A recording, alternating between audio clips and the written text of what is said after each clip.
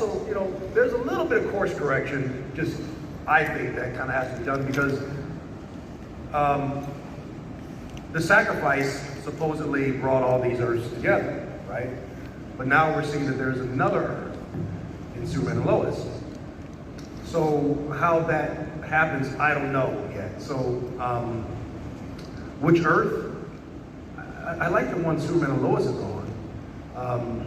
I think Todd also said that the heroes are there, but Superman is the greatest of them. But also I've heard that Melissa might be doing something in the show too. There's been rumors about that. She wants to, right? That's what I read the same thing. So there's just a lot floating around. I mean, the answer is I don't know which Earth I would prefer, probably one Superman and Lois is on. But I'm just kind of interested in what's going to happen with this whole brainchild of Berlanti and Helmer to kind of put it together with Superman and Lois. Like what's next? Will we see Oliver Queen? Will we see Roy, Oliver, and Felicity married? Do they know each other? I mean, just stuff like that could be fun. You know? So I'm curious to see where this goes. I'm like, I'm going to send a text message. I want to be on this Earth. I know, right? Hi, Colton. Hey, David. Hey. My name is Joey, and my question is for both of you guys. How was it working, like, with the entire cast from the beginning all the way to season 8, the very end of the show? Wow. It really was this feeling right from the beginning. Like Emily and I met in a band because it was the first season and we heard that DJ Steve Aoki was going to be the DJ at Club Verdant. I'm thinking of Argent for too long. Verdant, and so he was actually our DJ. So we met in a transpo van, and then we've been in several ever since. And David, I just have so many. Every birthday I make David a collage of like just ridiculous videos that we have together. The Tina Turner one is just absolutely. We won't get into that, but no, it was sad when it was ending, and it felt like I blinked and it was over. But it's still. Then every time we get to come together, it's like no time is left. So it really was something really special that you don't get on a lot of other shows. So yeah.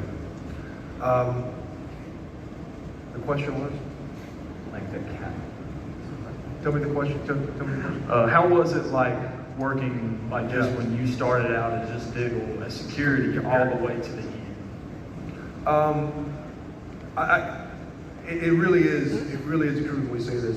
Like, I would work with Colton and John and Emily and Steven on, a half-hour comedy or Grey's Anatomy or any hour medical drama, because it was lovely just coming to work with them. It was great coming to work every day, and look, when we say 10, 12, 14-hour days, literally in a box in that foundry, we will work for hours and hours and hours, and we would come there when it was light, and then leave when it's dark. And it was these relationships that really made it worth coming to work. And that's as much fun as the show is, when you watch it, oh, it's great, look at these stunts, look at the effect. And it was really about coming to work every day and working with these guys. Yeah, with the highlight of my career. Yeah. Thank you, man. Now, along with that, I mean, Arrow had, I believe, more than 20 series regulars by the time the show ended, over the course of the whole run, but certainly had some of the most amazing actresses and female characters we've seen. Yeah, maybe talk a little bit about working with some of those amazing women. Well, it's Greg Berlanti. I mean, he's so much diversity that he brought. These characters were there because of him. Yeah. And we talked about him yesterday. It was just, there are a lot of showrunners in this business. There's the Shondas and there's Dick Wolfson. They're all fantastic and brilliant, and just brilliant. Just Greg was able to to do what he said, you know, and not that other showrunners do, and because they do. There are a lot of great people in our business, but like anything, there's so just the other question about Warner Brothers and CW. There's so many politics, so much politics, and Greg was able to navigate that and look us as talent in the eye and say, you know, yes or no, and give us a reason. And it was just so genuine. So these characters were there, these great characters were there that wouldn't have been maybe otherwise because of them. And like I worked with Katie Cassie on Melrose Place, a reboot before Arrow. I played like a young, drug-addicted Hollywood star. Funny. Those are the days. And she played my publicist, but then right after that, I went on to work with her on the show. And something about Katie is like, you can give Katie 10 pages of dialogue, and she will learn it in 10 minutes. She will spout it off quick. And it's just this thing, it's locked into her. I don't know what it is. It's just really incredible to watch. And, you know, even with the additions of like Jules, like Juliana Harkavy, like just the most like, one of the most special human beings that I've ever met, and also with Emily, it really is just, I don't know, really Greg and that whole team and people at Warner Brothers, they see something special that's not just an audition tape, or it's not just the ordinary kind of cookie cutter thing that a lot of networks just slot into place, and then they really, they believe in their talent. And I think that that's really happened a lot with the, you know, a lot of the female characters on their shows. So, you know. Very good. Cammie. Hi, okay, twist my arm, I'll ask another question. So speaking of awesome female characters, Kat McNamara recently said if she had one more chance to play Mia Smoke, she'd want to go rescue William and bring him home. So my question for you both is, if you only had one more chance to embody your characters, what unfinished mission would you have? It's funny, William's character is my dad's name. My dad's name is William Clayton, and I was like, did you know that? And they were like, no, we didn't know. But I feel like, well, this isn't directly answer the question, but I would have loved for them to focus on or tell more of the story of Roy post arm, you know, that situation, and that would have been really fun. But going back, I don't know. It would have been fun. I didn't work with Steven as much as I did in the beginning of the show, and there was always some really great scenes with that when we had a lot of that mentor relationship. So maybe I'd do more of that. Yeah, a couple of things that I would want to go back for Diggle. I would want him to go back and stop Barry from dismantling my daughter, Sarah. He made her disappear. That. Yeah. And then, you know, I would like to explore Diggle eventually taking his father's name, Stewart. We find out that his father was General Stewart, and he didn't take the name because of personal reasons. So I would have liked to have seen him iron out their relationship and then officially kind of take the name. And there was going to be a couple different storylines. Originally, there was going to be a Katana storyline, but which I think they actually had cast the actress, but she had just she was going to have a baby, and so then there was going to be, which this would have pissed y'all off. Oh my God! I'm so glad I didn't get embroiled in this. But there was going to be a love triangle between me and Felicity and Arrow, and we were gonna be fighting over. And I just think that would have been such a weird, because obviously their relationship, I'm the one who would have gotten the brunt of all of it. Right. Yeah, they'd be like, yeah, Who would have lost in that one? me, because but that would have been weird. But I think that they had talked about that for a bit, and then thank God they didn't. Yeah, because then what is Willis was like? You know, I don't know. I like their relationship. So. Yeah. Yeah, Pete and Roy. Yes. Hi, Colton. So my question is for you this time. What was it like to go from Teen Wolf as the rich preppy kid who wanted to be a werewolf, became a cannibal instead, to joining, the Arrow family and becoming the vigilante? It was, I mean, as hard as I fought to change my hair, I wanted to, I'm not even kidding, I was just told that I couldn't dye my hair red. But so I kind of, they looked the same, they had a lot of the same qualities, but it definitely was it was fun they did a lot of the same. You want to die at Arrow? Well, because in the comic books, they're a redhead, yeah. And so, I think there turned out to be a lot more of the similarities that they had in common, obviously besides the rich part, but there was always this underlying, there was always kind of this not growing up being loved or not feeling that you had parents or, things like that. And that's kind of, especially with Roy, that's kind of the huge walls that he would build in between relationships. And it's so crazy still, even now. And I've been working for almost like 20 years, but it's still crazy to me that the two shows that I've been on that kind of people know me for are now 10 years. We just had the 10-year anniversary for Teen Wolf, and this year it'll be 10 years on Arrow.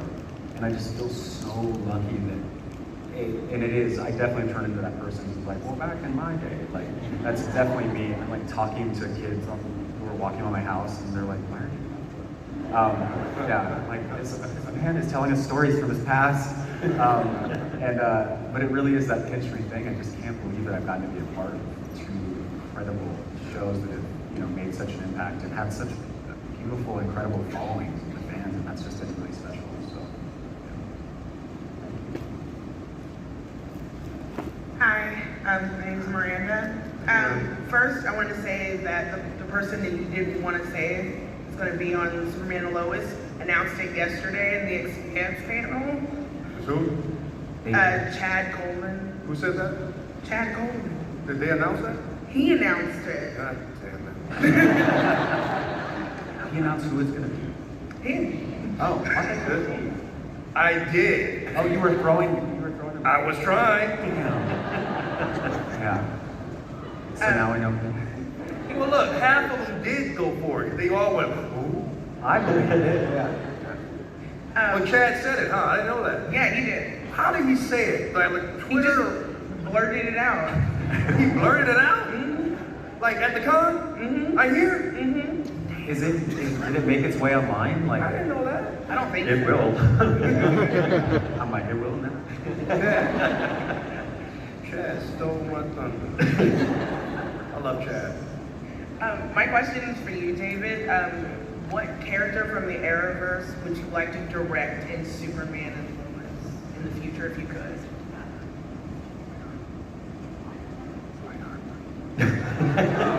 You're only saying that. It wouldn't make a lot of sense for me to I would love to honestly, I would love to direct Oliver. I want to know where Oliver is in this universe. Is he a New 52 Oliver? Is he Injustice Oliver? What version of him are we dealing with? I would love to see that. And it would be Oliver Queen.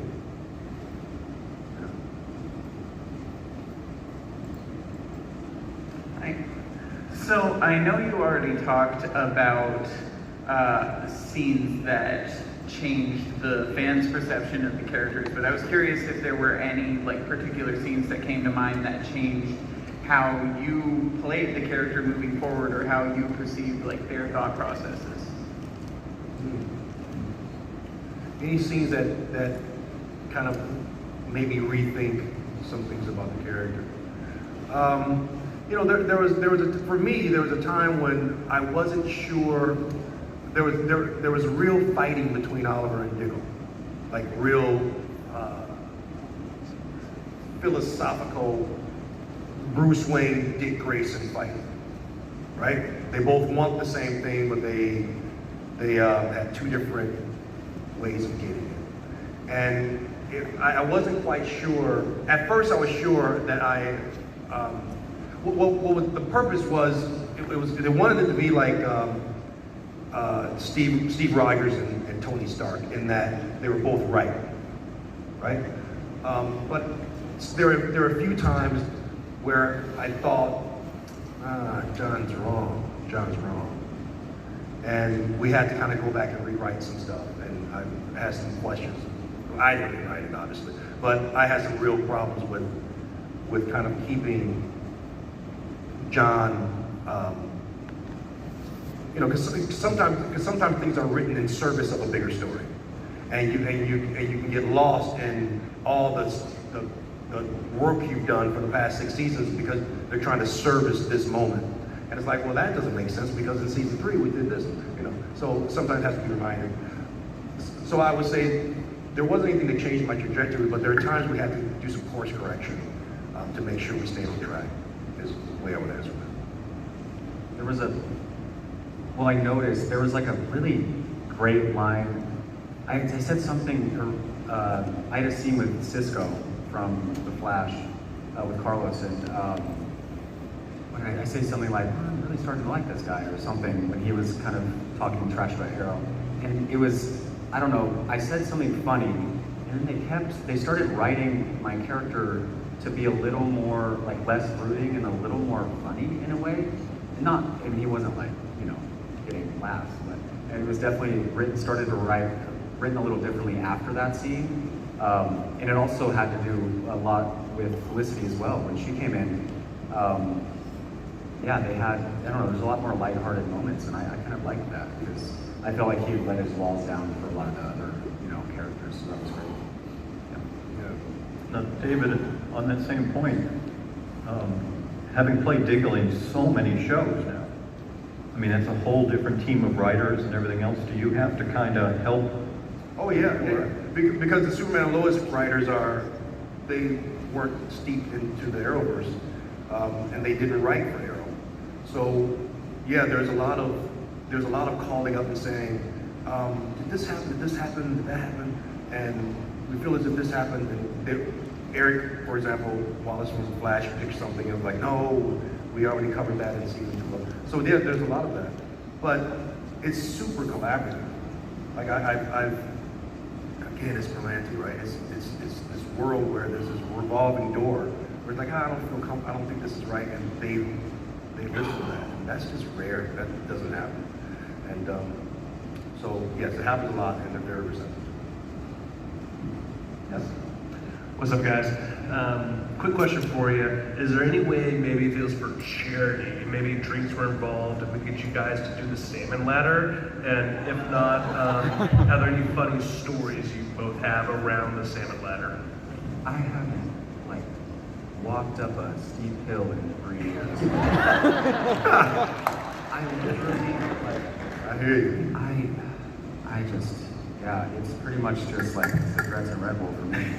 But, so, probably not me. I am a director. David, every time I see David, I'm just like, he's just let it fall off for one day. And I see David, he looks better every time I see him. It's wild to me. Don't say that. You do. It's wild. Doesn't age at all. The salmon ladder is no. No. For charity. For charity, How many rings for charity? 5. You want us to salmon ladder for 5? 3. So here 2. All the more rings, more money. Yeah. It'd be funny to see. I could try it. I mean, For the kids. yeah, I don't like kids. No offense if there's any kids out here that are too young to. Maybe Yeah. we'll think about that. I won't say I won't say no. Okay. Yes. Hi, so I've got a two-parter. What was your favorite scene to film, and then what's your favorite scene to watch across the entire Arrowverse? favorite scene to film and favorite scene to watch.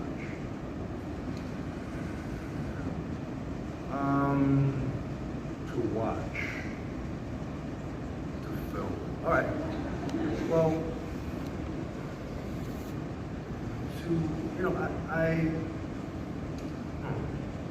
There was a scene I liked. There was a scene where I think whenever Roy finds out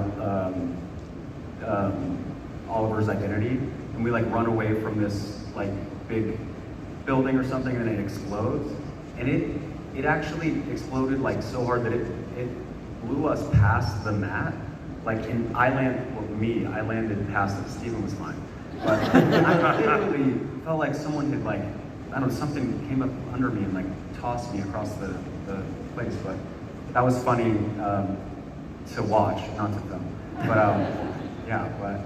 to film, it really was just any scenes with when it was Felicity, Diggle, and Oliver together, because it was just this dynamic. It was so funny. It pissed all the directors off, but like, because they were like, "Are we ever gonna get a take?" But it was fun. It was fun though. Yeah, to watch, I enjoyed the crossover when Steven and Grant switched places. I thought that was nice. I really enjoyed that. I really enjoyed watching that. And to be on set, and it was the funniest thing, man. Steven, actually Grant held his own in that suit. Like he was like, oh yeah, I can kind of believe he kind of channeled his inner hubris, I thought. Steven was a fish out of water in that suit. And he was bearded, and it just looked ridiculous. And it was so funny. So watching that was probably the funniest thing. That was a great episode. Yes. Hi, were there ever any plans to explore the relationship between Diggle and Lynn Stewart from Black Lightning, since they were step-siblings? Yeah, that was a surprise to me. And no, as far as I know, there was never any plans to really explore it. But it was interesting.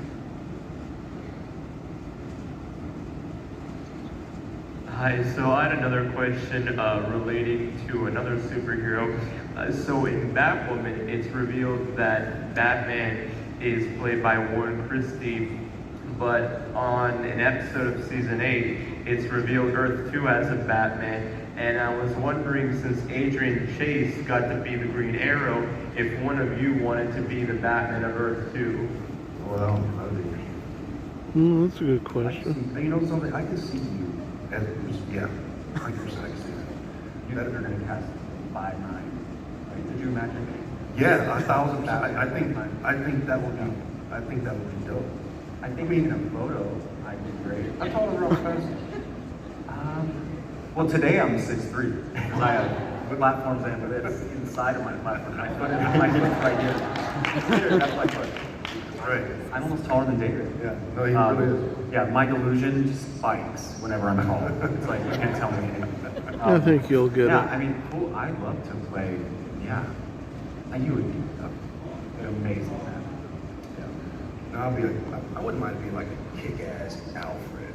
Yeah, like a kick-ass Alfred. I just had like this deep past. And, I'm a Robin. That's just me. Like, I'm just a natural Robin. And you be Batman, I'll be Robin. be like a Dick Grayson. Who was the? There's Dick Grayson. Who's the other one after him? Jason Todd. Oh, you don't want to be Jason Todd. No, he got it. It was bad for Jason. But he became Red Hood though, didn't he? Yeah. Yeah, he became Red Hood. Yeah, which was dope. Yes. Say again. After he died, it was the Lazarus Pit that brought him back. Yeah. Actually, Jason Todd might be cool. But it's bad though. It's a beat down of all beat downs he did. He wore that badass hat. He had a this dope red. Oh, that's the yeah, I know. We've just got a couple of minutes left, but I'd be curious if you folks could talk a little bit, whether it's funny stories or favorite moments, dealing with wearing your costumes. Yeah, that red robe was awesome. And the look on Steven's face. Yeah. He was like, Yeah, I remember that. Because you looked good, man. It was like, ooh, you got the suit. they spent a lot of time in your costume. And I just really just felt so, and I didn't have to work out because it added like blood and like added chest. I just felt really great. And so it was freezing. It wasn't hot. It was just cold all the time in Vancouver. But that suit just made me feel really, really cool. Yeah, I felt the same way in season 5, I guess, when Diggle got his suit and the crossbow. But it was hot, man. I told Steven, I was like hot in the suit. I don't know how Steven did it for that period. It's funny too because he took off the sleeves for 1 year, and then that was the end of that because he had to shoot on top of buildings at 3 o'clock in the morning in Vancouver. It was yeah, the suit was just hot. It was like soup. You take it off, and it was just warm. Yeah. That was freezing because it felt like it kept it in, but kept in the heat, like kept in the. Oh really? Yeah. That was also.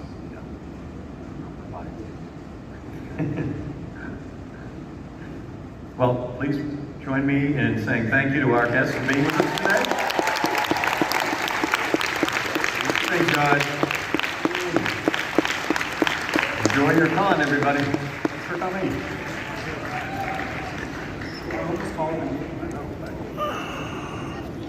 That was Arrow. Got here late.